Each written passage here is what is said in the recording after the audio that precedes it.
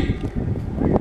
One day, what King George did by bringing us into slavery would cause the slave to rise and fight against those who were holding us in slavery.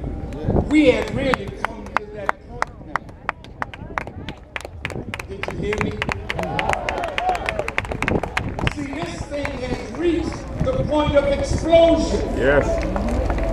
Black people that are here, even those in high places, are saying we can't take this much longer.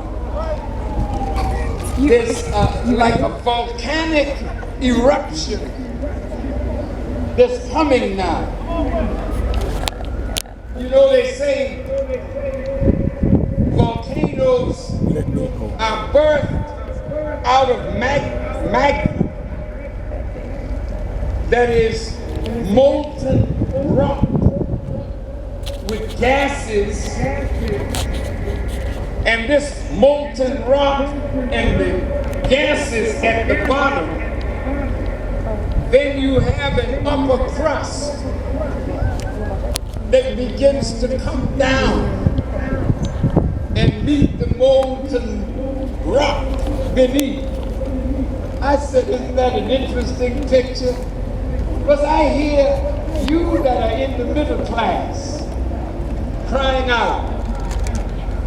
Ain't too many middle class people here, but even if you were, you crying.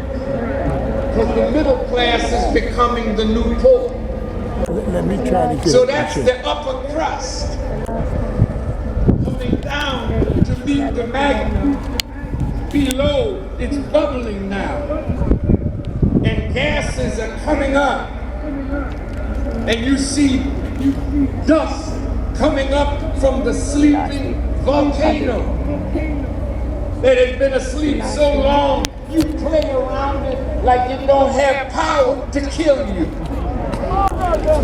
You play with the lives of poor people, indigenous people, black people, women. You play with the lives of soldiers who have given their lives on a foreign battlefield only to come home and be rejected and die while they're waiting for treatment and service. Why are you saying this in front of the Capitol, Brother Farrakhan? I want to show the world hypocritical America.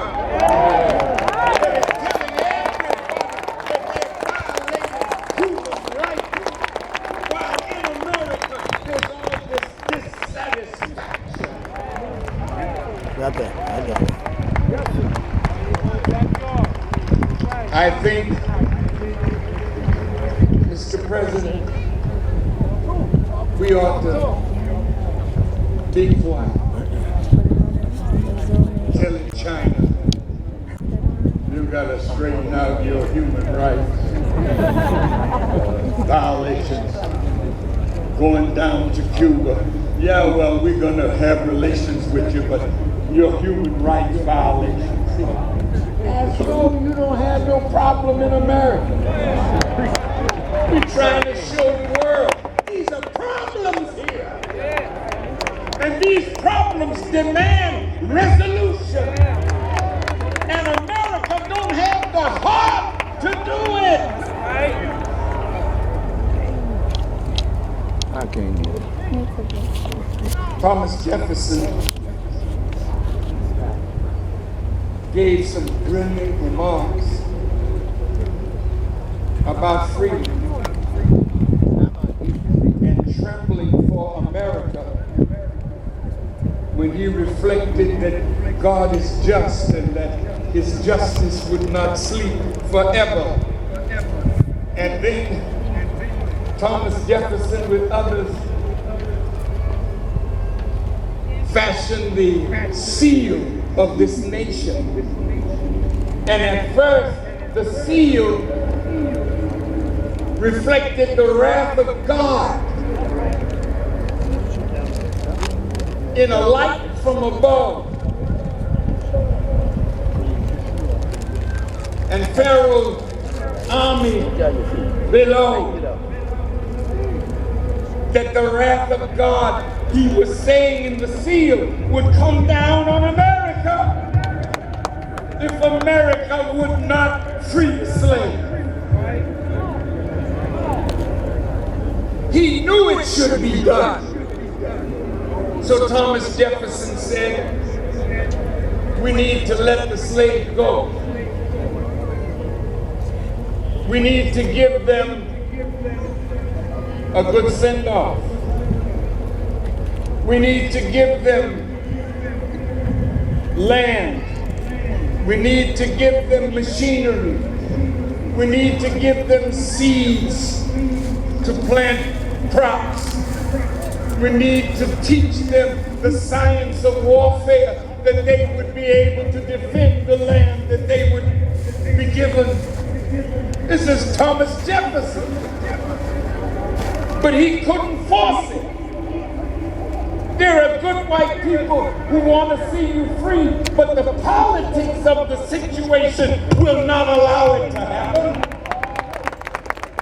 I don't care nothing about what the politicians are saying.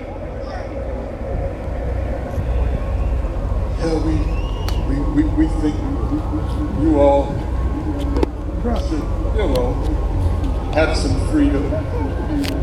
And like the poet came so beautifully a few weeks ago, and I listened to him. I took a few days rest from the tour because I became sick with pneumonia. And I went away for 10 days, and during that 10 days, His Holiness was here, and I watched him every day until his plane left. I thought about this human being who has captured the world. And then I thought about him in Ecuador and in Bolivia. I think it was Bolivia. 3 countries in South America. And the Pope asked them to forgive the church. Did you hear that, brothers and sisters? Now, he didn't say forgive Jesus. Because the church that was killing the indigenous people really wasn't connected to Jesus. All right. They were connected to a cross that was given to Constantine in a vision. And in Latin, under that cross, it said, in hoc signo vinces, with this sign we conquer. So the cross and Christianity at that time was not the real teaching of Jesus Christ.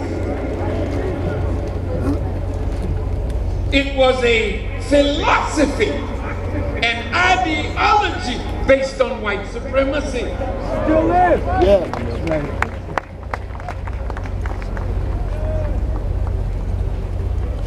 Will you forgive us? And the Pope asked, I didn't hear the answer that the people of Ecuador and Paraguay, and I think it was Bolivia, we don't have the answer. But in Charleston, after 9 of our brothers and sisters were killed, before the dead were even buried, before the culprit even asked to be forgiven.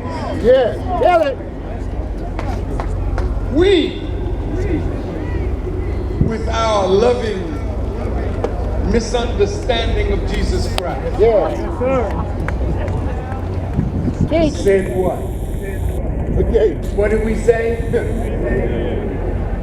We forgive you. Yeah. You don't even allow yourself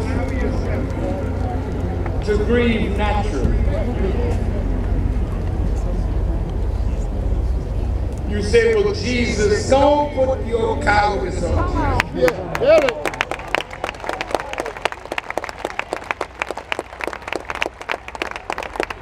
Sure, he said, love your enemies.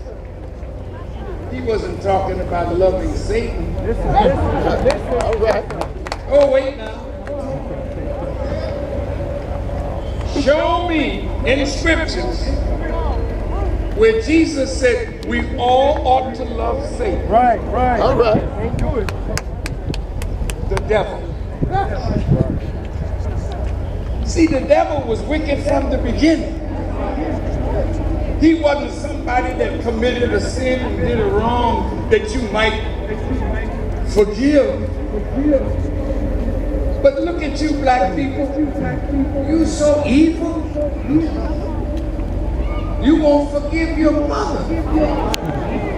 Some of you don't even talk to your father. Some of you don't talk to nobody that does you wrong, but you come with the children of the enemy on your arm. Find me a Jew that forgives Hitler. All right. You say they're the people of God. They don't have no forgiveness in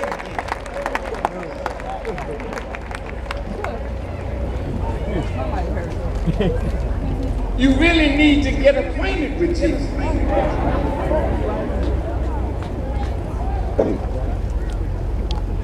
The Pope is not a foolish man. But he made a saint out of somebody that the native people don't see any sainthood in. That's like us taking the grand wizard of the Ku Klux Klan and beatifying him and making him a saint. But what about all the people that you killed? What about all the evil that you have done? Should we forgive? Well, the Holy Quran says it like this.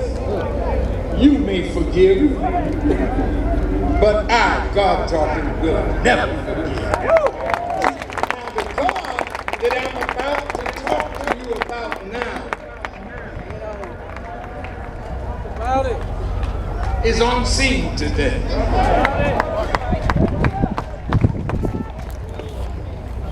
Thomas Jefferson couldn't deliver. I went to the Lincoln statue. And while I was in there, they had Dr. King speak. I said, what is Dr. King doing? Speaking in the Lincoln Memorial. So I listened. And then I reflected on Abraham Lincoln's words. It's written there for the people to see. He said, I hope I'm quoting it right. He said, if I could preserve the Union and keep all in slavery, I would do it. Did you hear me? And he said, if I could preserve the Union by letting half the slaves go free and keeping the others enslaved, I would do that. His aim was the preservation of the Union. That's right. Not freeing you. No mistake. And that's why you're still singing. We shall overcome. Teach me. You've been tricked. You've been had. You've been took. You've been bamboozled. In the words of Brother Malcolm, we have been deceived. Yes. Abraham Lincoln, though, in his Lincoln-Douglas debates, he said, you suffer, talking about black people, from being in America with us, and we suffer from your presence. Have you heard that before? Yes, sir. No, they ain't told it. But go look it up.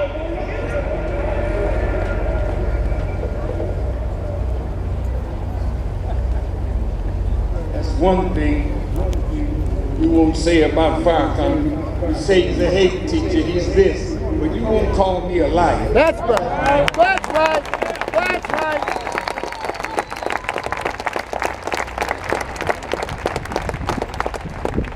Look at this. He said, as long as the two of us live together, there will always be a superior and an inferior. And I, as much as any white man, want the superior position assigned to the white race. That's your age. Yes, sir, my brother. But he knew you was a problem. And he said, let me see if I can get rid of you. So he called some Negroes to the White House. Listen. See that, you know, when you call a Negro, not a black man, Go ahead. but you call a Negro who bending and scratching, That's how you made it. with his head bent low, talking to the boss man. Yes, sir. He said, will you Negroes accept to be separated? I will give you land in Africa. We will back you up. We will give you what you need, you know. But you'll be on your own now. But we'll help you. And the Negroes said, not us. We didn't know it was nothing in Africa. No. So he backed off because the Negroes didn't want it, and he probably couldn't sell it to white folks who might have still wanted our presence as what we are. You know, people play with us. You are a wonderful prey in the hand of a mighty people. But you're just a prey. And that's not spelled P-R-A-Y. That's spelled P-R-E-Y. Now watch this. Now we are 150 years up from age. But the worst thing about today is We're still in the same. we have fulfilled our prophesied time to be in bondage. Now you black people that are here, Listen. Yes, sir. you teachers, I want you to look this up. They say the first slaves landed in America in 1619. But if you really study in the Congressional Library right in Washington, the first slaves were brought on a ship named Jesus Listen. of Lubeck under the captaincy of Sir John Hawkins. Not in 1619, but in 1555. If you subtract 1555 from 1619, you get 64 years. When I was a little fella, they had a quiz show that was called the $64 question. Then it's, no, I know what I'm talking about, son. You a Johnny come lately. All right. I said it right. It first started as a $64 question. Then it went to $64,000. That's when you came in. Teach me this stuff. How you gonna talk to the old man? Go ahead. All right. All right.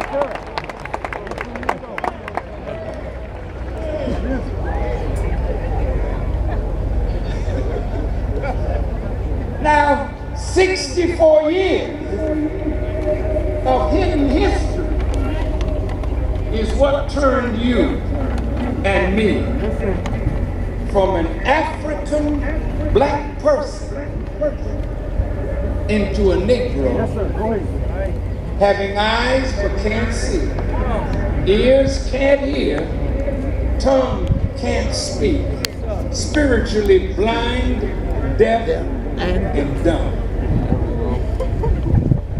And once that happened, our mother's gone, our father's gone, you couldn't hear your father, your mother pray, and you couldn't hear your father, so you woke up with white folks' names on you.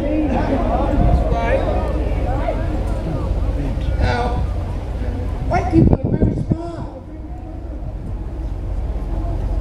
They stamp you with themselves just so they can recognize you. You know, when you're stealing something in the mall, I don't know whether you do anything like that. But when you're stealing something in the mall and you get to a certain point, the buzzer rings.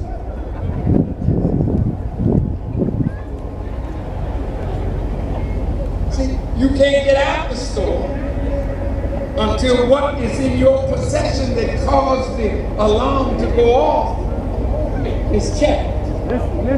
See, white folk been knowing that you are their property. Right. That's why they name you. So when you go for your passport, and what is your name? My name is Larry Wilson. Sadie McDonough. Louis Green. See, that's one of them. Because you're named after your former slave master. You can't be free walking around in the name of your former owner. Your first act of freedom is to tell him thank you, but no thank you. Take your name back. And look, take a name.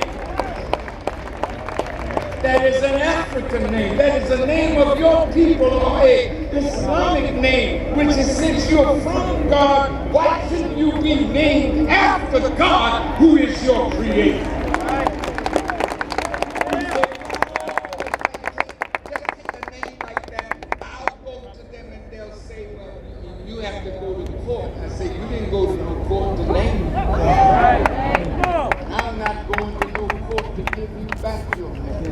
See, you gotta stand up today like a free man. Don't let them tell you what you got to do. Show them your independence and your knowledge. I'm a free man. That's not my name, that's your name. Take it back. I'm giving it to you. Didn't you hear my brother say the Dominican Republic was enslaved by the Spaniards? See my Mexican family here? What is your name? My name is Gonzalez. My name is Ramirez.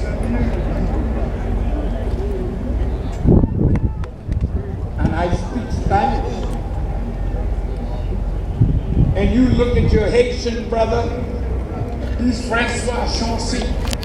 He speak French. He's going in. Where did he get that name? He's speaking French. Vous français? Comment allez-vous, monsieur? Ah! Oh, he's different. He's French. No, he's a conquered black man with a white man's language and a white man's name. And believe it or not, with the white man's name. Now let me tell you something about Jesus and the white man's religion. See, if you really had the religion of Jesus, we wouldn't even be here talking to you. I just need you. I could just lean on you. Thank you. You'd be free right now if you really had the religion of Jesus. But you and I were baptized into that which made us I feel think like I'm shaking and I'm not moving. I don't think.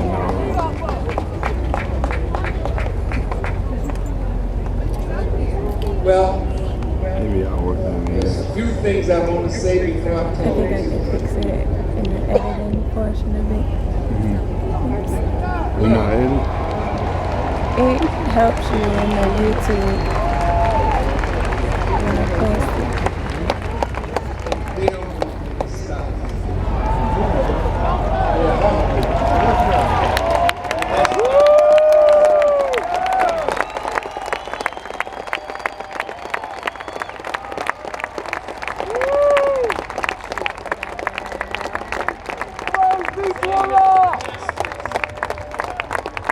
That's why Jesus said to those of us who are shepherds, lovest thou me, Peter? Feed my sheep. He wasn't telling you to feed them some government cheese. He's telling you to feed them the real gospel of Jesus Christ. That's why they don't want me to stop. Because they're being fed. Now look, I don't want to miss my point. We were prophesied to be in America 400 years. Let's deal with that. Go home, get your Bible. Open to the book of Genesis. The 15th chapter. The 14th, 15th, and 16th verses. It reads like this. Know of a surety, Abraham, your seed is going to be a stranger in a land that is not theirs. And they shall serve them, and they shall be afflicted 400 years. Who you think that's talking about?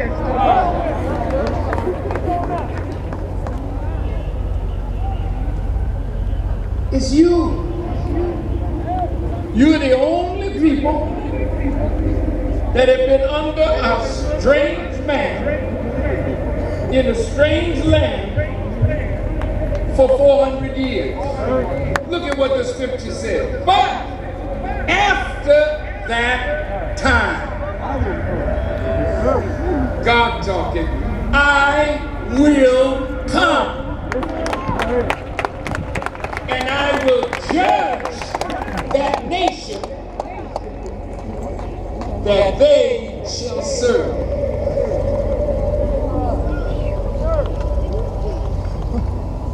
We are now living in the day of judgment. And I'm sorry, I don't like to hurt your feelings, white or black, brown or red or yellow. But America now has entered the time of divine judgment. Now finished today. You're going to see and hear things that you've never seen or heard before. And I'm going to tell you what's coming by the guidance of God and the Honorable Elijah Muhammad. I'm going to judge that nation. Now, the Honorable Elijah Muhammad said, America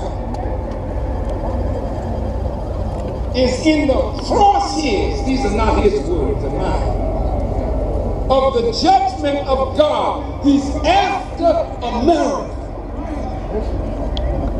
Oh, Farrakhan, and if you don't love America, leave it. You can't tell me to leave. Right? I can tell you to go.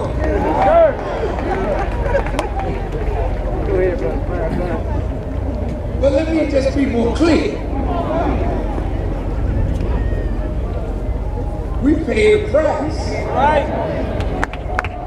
to own this with our indigenous brothers and sisters. We paid a price. I know you're an immigrant, bless your heart. When you got here, the streets were paved with gold for you. From the sweat and blood of slaves that worked for 310 years for no pay. And another 150 years as a free slave, never getting what we are worth. America is under divine judgment.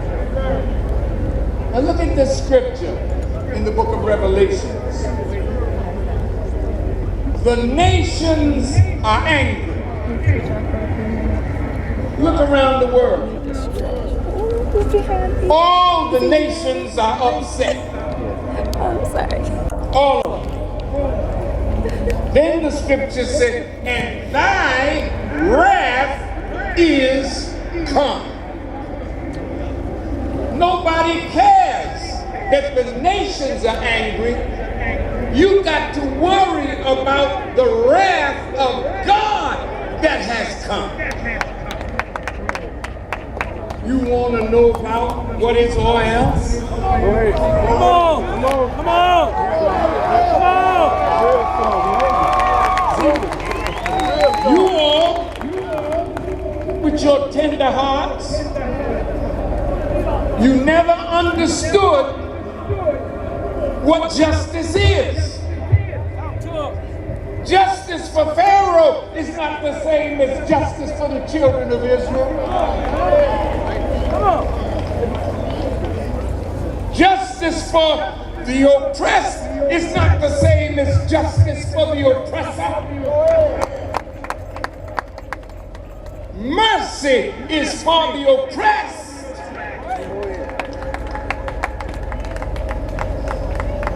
So Jesus said, God is not mocked. Whatsoever a man soweth, the same shall he also reap. Oh my God. That's a horror story for somebody. Yeah, don't even feel like I'm moving. Say, behold, before the great and dreadful day of the Lord, I'm going to send you Elijah the prophet. That's right. See if I rest my elbows on my chest. See? What is he going to do? He's going to turn the hearts of the children back to your father. And your father's heart back to you, lest the earth will be smitten with a curse. This is a sad day. It's a great day, but it's a dreadful day. It's great for the righteous. It's dreadful for the wicked.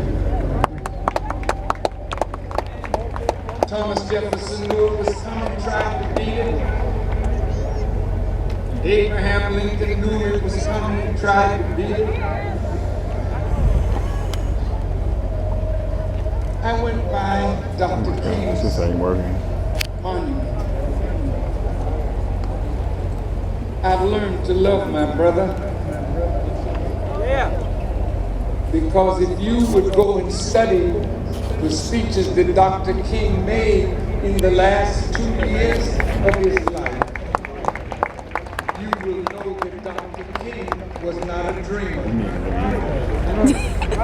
I'm just used to King it. had awakened from that dream and said, I quote, that my dream had turned to a nightmare. These are the words of Dr. King. And the night before he was assassinated, I want you to see what Dr. King was saying a few days before. Oh, my brother, Dr. King. He started talking about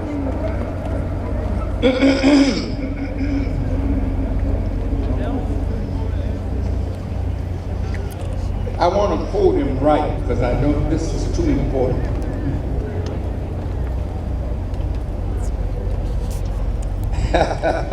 My son said, well, Dr. King said, I want to get the language right. That's right. That man. And when you read how Dr. King evolved, we will evolve with him. He was not a dreamer. He was a great revolutionary thinker, like his brother, Brother Malcolm. And while I'm on the subject of Brother Malcolm, now there's a group of people out here that think that Farrakhan has something to do with the murder of Brother Malcolm. Okay, let's deal with it. I want to ask you a question. Do you know any murderer that white folk don't like? That they could pin a crime